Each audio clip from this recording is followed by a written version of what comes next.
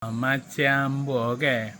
Ambo ni sedap baru kalau hujan tidur ya Allah tak khabar ingat.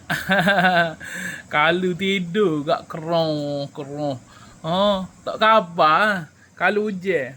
Ada orang tu kan. Tak boleh. Kalau hujan mulalah. Tak nera tidur. Oh, tahulah yang mikir gapo. Kita tak mikir. Tahu takut dia mikir banjir ko.